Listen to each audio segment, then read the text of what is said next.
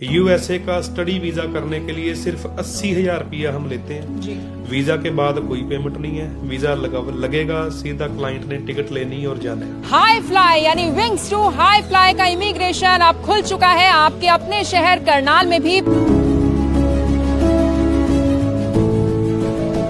अगर सही तरीके से जाया जाए वीजा लेके तो वहाँ की कंट्रीज जो भी है वो बहुत ऑप्शन देती हैं, बहुत सारे रास्ते हैं, बट थोड़ा टाइम जरूर लगता है। ये वो तमाम लोग हैं जो अब तक हाई फ्लाई से अपना वीजा लगवा चुके हैं। कोई यूएसए गया है, कोई यूके गया है। कि अगर आप कनाडा का वीजा अप्लाई करना चाहते हो तो बेफिक्र होके कर लो। जून जुलाई तक का टाइम है, कनाडा अच्छा चलेगा। इसके बाद का पता नहीं है कैसा रहेगा।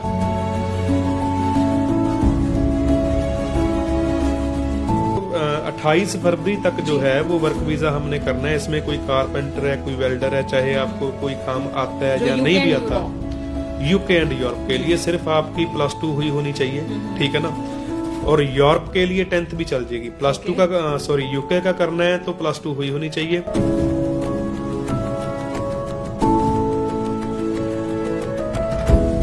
यूके, यूरोप, यूएसए हो या फिर कनाडा हो, अगर आपको स्टडी वीजा लगवाना है, टूरिस्ट वीजा लगवाना है, तो अब हाई फ्लाई यानी विंग्स टू हाई फ्लाई का इमिग्रेशन अब खुल चुका है आपके अपने शहर करनाल में भी। पहले जो करनाल के लोग थे, जो हरियाणा भर के जितने भी क्लाइंट्स थे, वो पंजाब के राजपुरा में जाते थे, लेकिन अब उन्हें पंजाब तक का सफर तय नहीं करना पड़ेगा, क्योंकि करनाल की मैं बात करूं तो करनाल की Subhash colony near government school के पास ही ओल्ड बस स्टैंड की बैक साइड पर आपको हाई फ्लाई का ये इमिग्रेशन ऑफिस मिल जाएगा, जो कि सबसे बड़ी बात है कि डील करते हैं स्टडी वीजा में और टूरिस्ट वीजा में। और जिन भी लोगों को यूके एंड यूरोप का वर्क परमिट लगवाना है उनके लिए भी बहुत अच्छी अपॉर्चुनिटी है। पिछले 16 साल से ये मार्केट में है। तो एक बार अंदर चलते हैं, सर से आज मैं आपको मिलवाऊंगी और इनका पूरा ऑफिस दिखाऊंगी। तो ये वो तमाम लोग हैं जो अब तक हाई फ्लाई से अपना वीजा लगवा चुके हैं। कोई यूएसए गया है, कोई यूके गया है, कोई इंग्लैंड गया है, तो कोई किसी और कंट्री गया है। ये तमाम आप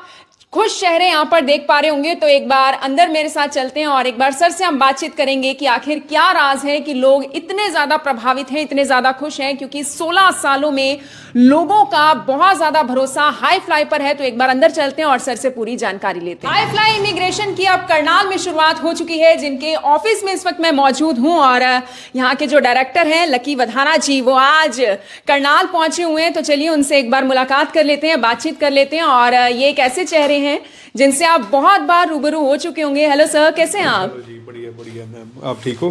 बिल्कुल। करनाल आकर कैसा लगा सर? बहुत बढ़िया जी, बहुत बढ़िया लगा। बहुत अच्छे लोग हैं यहाँ पे और बहुत सारे लोग जिनसे भी कांटेक्ट करा, बड़ी हेल्प करी उन्होंने। और आई थिंक डिमांड बहुत ज्यादा थी, क्योंकि हरियाणा के लोगों को, करनाल के स्पेशली बहुत सारे आपके मैंने सुना क्लाइंट्स ऐसे थे जो पंजाब चक्कर मारते थे, लेकिन अब उन्हें पंजाब जाने की जरूरत नहीं है, अब वो आपसे यहीं पर मिल पाएंगे। हाँ जी बिल्कुल, इसीलिए हमने करनाल में ऑफिस खोलने के लिए सोचा था जी। और खोल दिया है। ओपनिंग है, ओपन हो चुका है। तो हाँ जी, थैंक यू।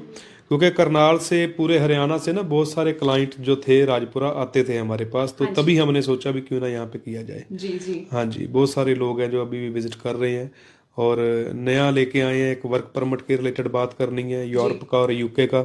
टूरिस्ट वीज़ा तो सारे जानते ही हैं, जो हमारा पेज है फेसबुक पे और इंस्टाग्राम पे हाई फ्लाई इमिग्रेशन के नाम से जो भी वीज़ा आते हैं सब हम उन पे डालते रहते हैं। तो वहाँ पे आप चेक कर सकते हो जितने वीज़ा हमारे आते हैं। और किसी ने भी स्टडी वीज़ा, टूरिस्ट वीज़ा करना है, ये तो चलो चलता ही है, हम काफ़ी टाइम से कर रहे हैं। जो नया हम कर रहे हैं वो 28 फरवरी तक जैसे वैलिड लास्ट डेट है, जो उससे पहले पहले अगर करना चाहते हो तो कर सकते हो। वो है यूरोप का वर्क परमिट, यूरोप का, हाँ, और यूके का वर्क परमिट, दोनों कंट्री का परमिट लेके आए हैं। तो इसलिए हमने सोचा भी चलो करनाल में ऑफिस करके सबके नजदीक आ जाए। चलिए एक बार बैठते हैं सर, क्योंकि थोड़ी लंबी बातचीत होगी और लोग भी इंतजार कर रहे हैं। क्योंकि देखिए, स्टडी वीजा और टूरिस्ट वीजा की मैं बात करूं तो सबसे पहले मैं स्टडी वीजा के ऊपर बातचीत करना चाहूंगी। सर, स्टूडेंट्स की बड़ी एक कश्मकश रहती है, स्टडी वीजा लगवाना है, लगवाएं कहाँ से, प्रॉपर गाइडेंस कहाँ से मिलेगी। लेकिन हाई फ्लाई एक ऐसा नाम है जहां पर आप बिल्कुल विश्वास कर सकते हैं, क्योंकि आप समझिए कि इनके जितने वीजा लगे हैं 1500 से ज्यादा ये वीजा अब तक लगवा चुके हैं और बहुत हैप्पी क्लाइंट्स इनके हैं। सर ऐसा ही है?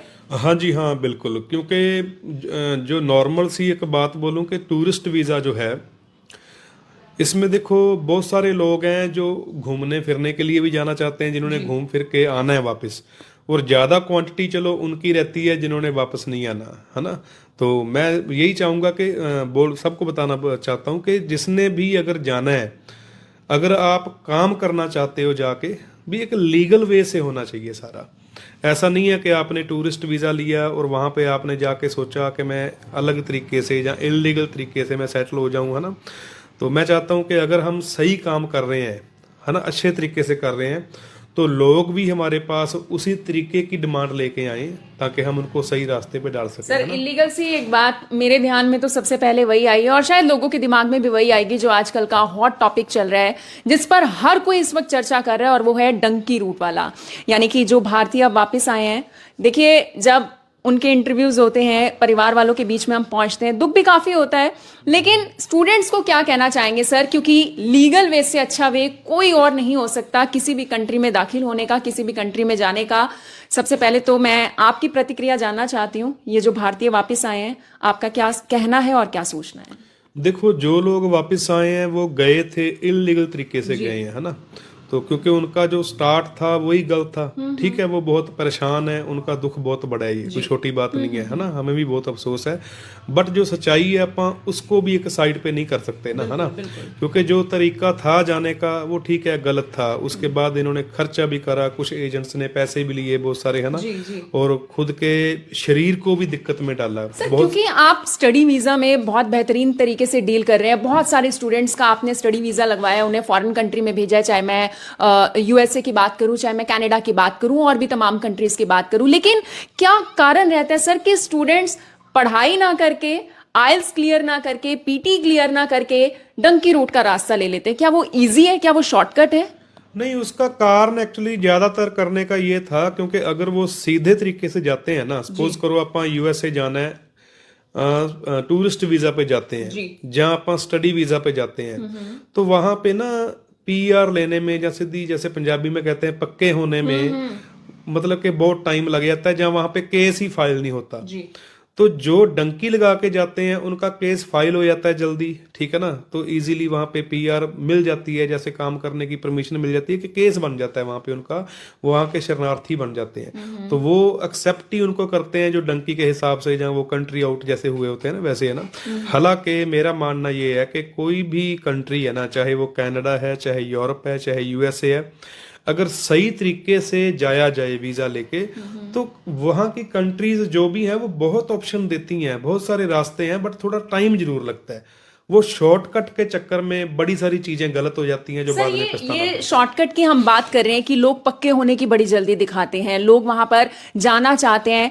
कितने परसेंट सर स्टूडेंट्स ऐसे होंगे जो वाकई में फॉरेन कंट्री में अच्छी और बेहतर पढ़ाई करने के लिए जाना चाहते हैं, या फिर कितने स्टूडेंट्स ऐसे हैं जो सिर्फ काम करने के इरादे से ही जाते हैं? देखो, अगर मैं अब की जनरेशन की बात करूं ना, क्योंकि बहुत टाइम हो गया, 16 साल हो गए काम करते हुए।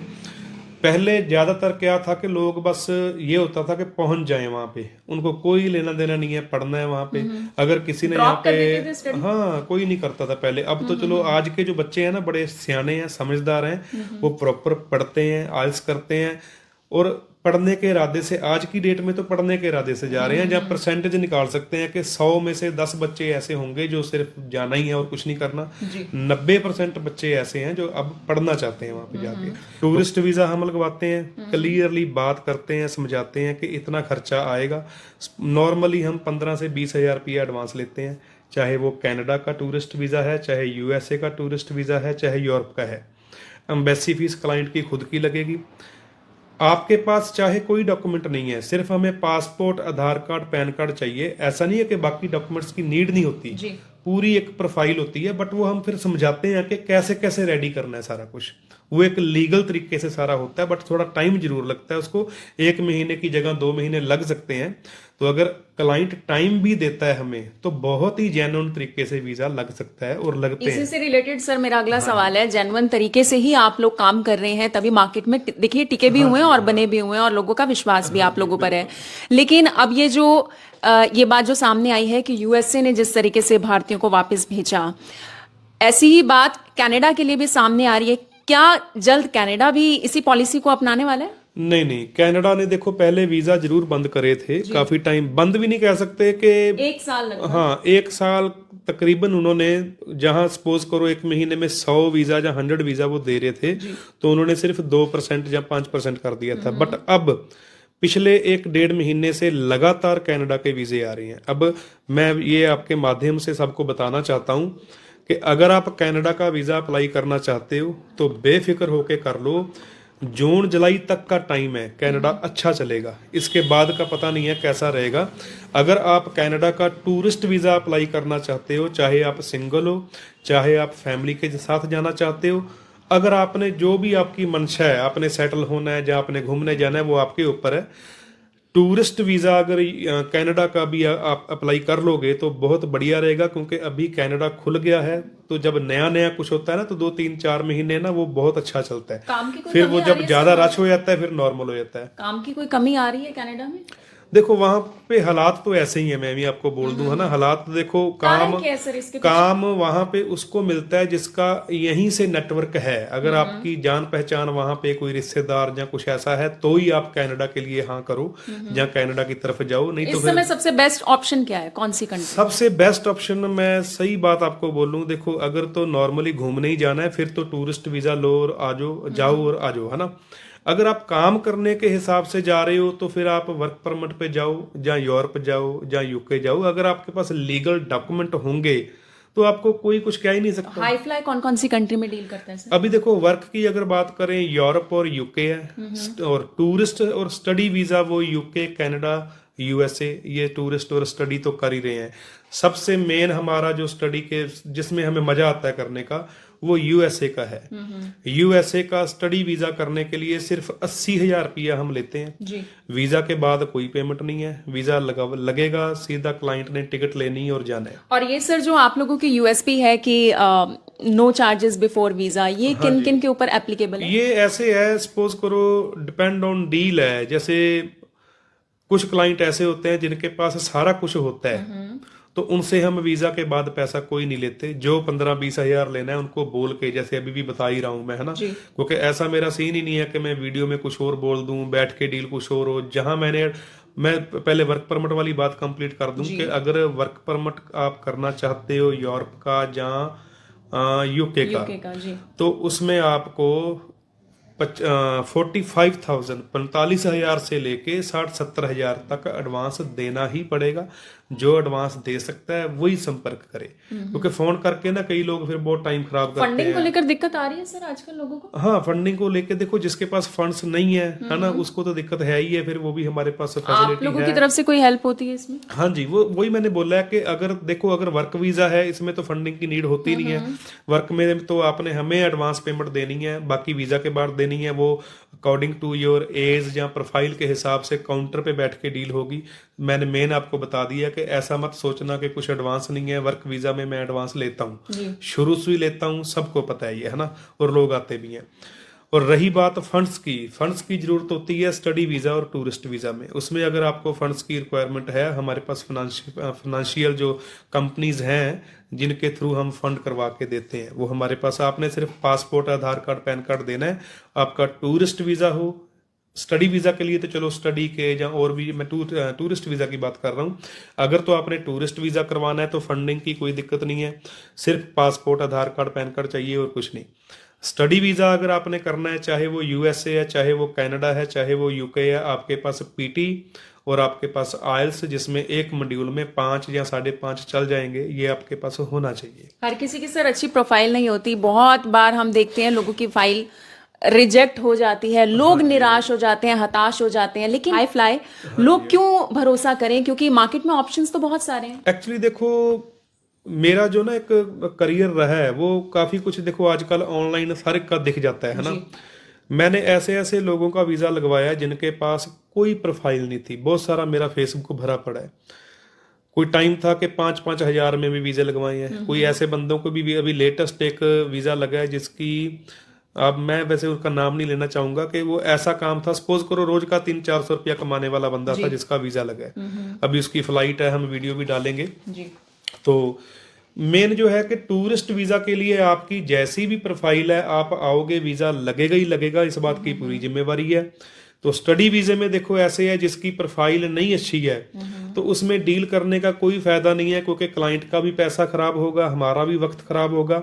इससे अच्छा ये है वो हमसे बात जरूर करे, हम उनको बता देंगे कि प्रोफाइल सही कैसे हो सकती है, ठीक है ना, क्योंकि कई बच्चे स्टडी में वीक होते हैं।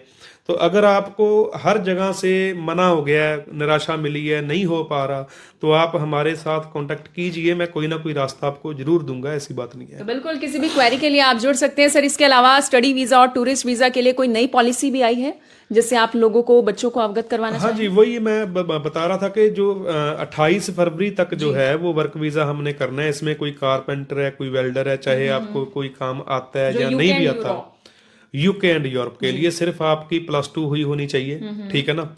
और यूरोप के लिए 10th भी चल जाएगी। +2 का सॉरी यूके का करना है तो +2 हुई होनी चाहिए। तो इसलिए इसमें तो कोई स्पेसिफिक ऐसा कुछ नहीं है कि आपको कोई स्किल लानी चाहिए। अगर आपको कोई काम करना आता है तो उसमें आपको बहुत बेनिफिट आपको ही मिलेगा, एक अच्छी अपॉर्चुनिटी है। हाँ, तो 28 फेब तक कोई भी एज की अगर बात बोलूं तो 20 से लेके 60 की एज तक का यूके और यूरोप के लिए चलेगा, किसी ने भी अप्लाई करना है, ठीक है ना। बिल्कुल, हाँ जी, बाकी यही कुछ है। इसके अलावा सर करनाल के लोगों को क्या कहना चाहेंगे? हाई फ्लाई है कि करनाल आए हैं जी, आप अपना प्यार दो, साथ दो, जिसने भी जाना है, टूरिस्ट वीजा पे जाना है, स्टडी वीजा पे जाना है, एक बार मिलो, बात करो, आपको सही लगेगा। देखो आपने तो ये अप्लाई करना है, आजकल तो फेसबुक पे, इंस्टा पे सब पता चल जाता है ना भी कौन कैसा काम कर रहा है। तो परमात्मा की कृपा से ना कभी किसी को गलत डील दी है, ना कभी देंगे। काम चाहे थोड़ा करें चाहे बहुत ज्यादा करें, बट मैं खुश होता हूँ कि सच्चा काम करें, वो अपने आप ही सबको दिख जाता है। एग्जैक्टली तो वर्क परमिट वालों के लिए यानी कि एक बहुत अच्छी अपॉर्चुनिटी है। आने वाली 28 फरवरी से पहले पहले आप सर के पास पहुंच सकते हैं, हाई फ्लाई में आ सकते हैं, अपनी किसी भी क्वेरी के लिए दिए गए नंबरों पर भी संपर्क कर सकते हैं।